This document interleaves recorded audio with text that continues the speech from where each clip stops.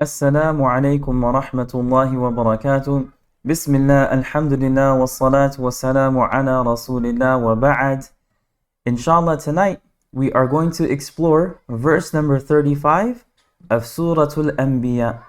Allah subhanahu wa ta'ala tells us, كُلُّ نَفْسٍ ذَائِقَةُ الْمَوْتِ وَنَبْلُوكُمْ بِالشَّرِّ وَالْخَيْرِ فِتْنَةً وَإِلَيْنَا تُرْجَعُونَ.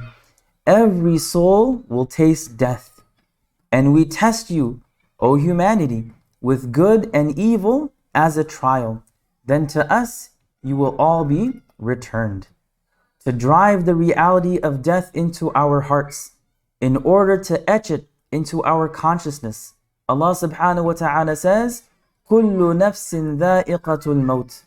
Every soul will taste death. And we test you, O humanity, with good and evil as a trial. Then to us you will all be returned. Every single soul, every single living being, all of us will taste death. This is an absolute certainty and the ultimate reality of life. Life can be described as a series of uncertainties. We don't know what's going to happen the next year, month, week, day, minute, or second. As human beings, we really don't know what's going to happen from one moment to the next. I can be healthy, breathing, and alive, and all of a sudden, within a blink of an eye, that life can be taken away from me. We like to think that we're in control of our lives, we're in control of our futures. That is one of the reasons we make all of these various elaborate and detailed plans for the future. Our families, education, savings, retirement, investments, stocks, cryptocurrency, 401ks, and Roth IRAs. We have these high hopes, aspirations, and dreams that we plan and prepare for. We can plan and prepare all we want, but we really don't know what's going to happen in the future. However, there is one thing that every single one of us knows for sure, that we're going to eventually leave this world. The only real certainty in life is death. There is a set appointed time for our departure and the departure of our loved ones from this world. We may not know when, where, or how we're going to die, but our death is inevitable. Our death will not come a moment sooner nor a moment later than its appointed time. Now the word choice that Allah subhanahu wa ta'ala uses, it's very interesting. Allah subhanahu wa ta'ala doesn't just say that we will die, but that we are going to taste death. And for some people, the taste of death may be bitter, and for others, it may be sweet. The way a person who is passing away tastes death is very different from the family member who is losing their loved one. The taste varies from person to person and circumstance to circumstance. The way a father tastes the death of a child is very different from the way a child tastes the death of a mother. Every single one of us is going to experience death in our lives. Either the death of a loved one and then eventually our own. Some of the commentators mention that this is referring to the pain and difficulty experienced at the time of death. As the Prophet ﷺ said, Inna lil mawti la sakarat. Indeed, death has its difficulties. Regardless of who we are, we will all experience a little difficulty at the time of death. For some of us, it will be extremely difficult, and for others, it will be extremely easy. This is the absolute law that governs life. And whatever happens to us through this journey of life, both the good and the bad, is a test from Allah. And we test you, O humanity, with good and evil as a trial.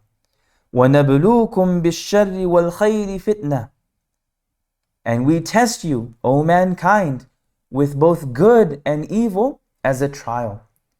So Allah subhanahu wa ta'ala is informing us that the life of this world is a test.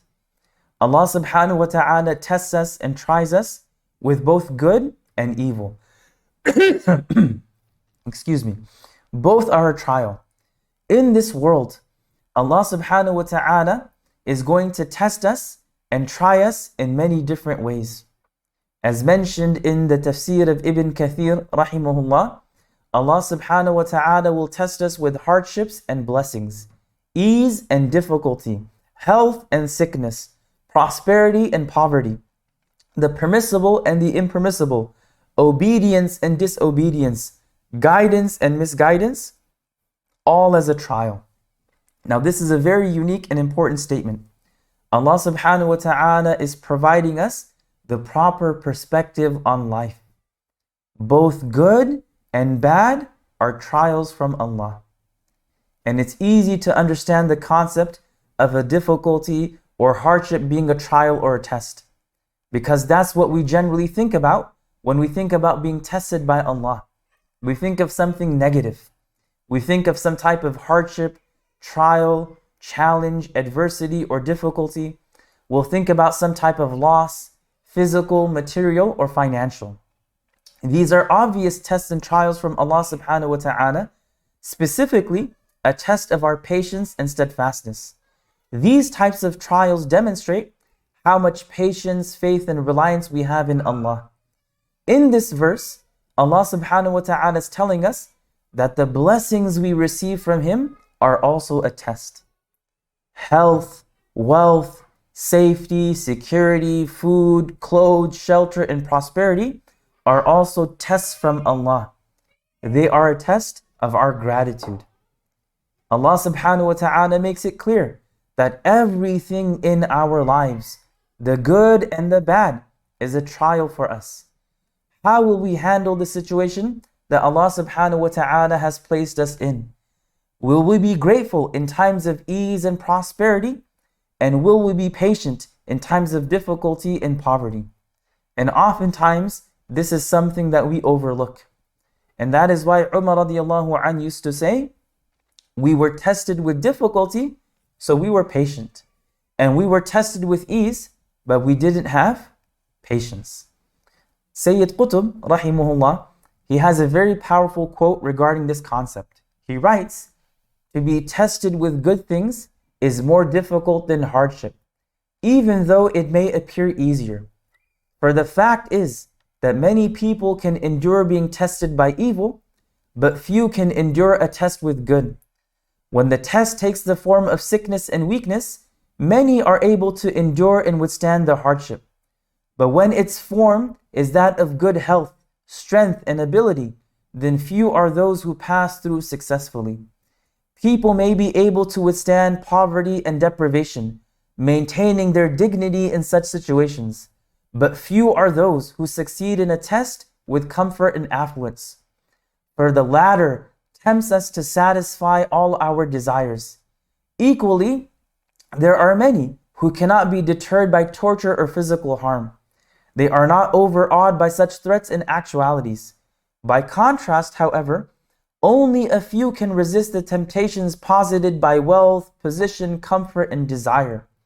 It is not difficult to tolerate the hardships of struggle and the injuries that one sustains in such a struggle, but it is extremely hard to experience comfort and a carefree life without becoming so keen to maintain it, even at the expense of one's dignity. Indeed, such an experience could easily lead to accepting humiliation in order not to lose it. A test with hardship may arouse within us a keen sense of dignity, encouraging us to resist. Thus, all our powers and faculties are directed at the hardship and enable us to pass through successfully. Affluence, on the other hand, has a calming effect, which reduces our awareness of the test. Hence, many fail it. This applies to all human beings except those that Allah helps and protects. That's a very powerful quote that's explaining this idea, that both the good and the bad are trials and tribulations from Allah. And the good may actually be a more severe trial from Allah subhanahu wa ta'ala.